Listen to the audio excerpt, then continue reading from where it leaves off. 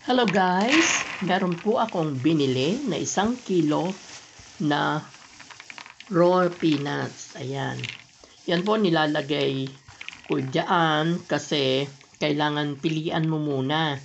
No, tignan mo baka may mga nahalo na mga particles na hindi dapat. Tapos pagkatapos nun, yung mga balat-balat niya na iba, tanggalin mo din.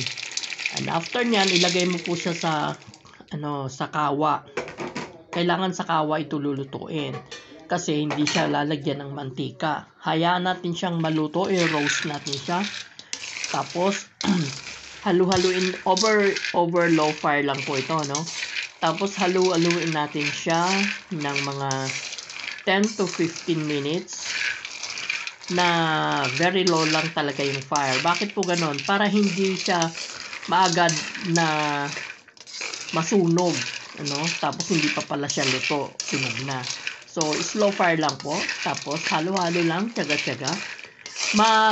Malalaman mo na luto na siya kapag naamoy mo yung bango nung niluluto na mani. Yun po yung isa sa mga dyan, sign na luto na siya. Maamoy mo, makikita mo at maamoy mo na okay na pala siya. So yan po, no? Ito ay wag mo munang ilagay sa garapon. Pero ang storage niya kailangan sa airtight. Pero after ng maluto, iaano mo muna siya, ilalagay mo sa isang lalagyanan na kung saan ay makakapag lower down muna yung kanyang temperature. Kasi kapag nilagay mo na yan sa garapon, magpapawis po yan dahil masyado siyang mainit. So pag nagpawis, sign yan, lalambot siya, hindi na siya malutong. Yun lang po.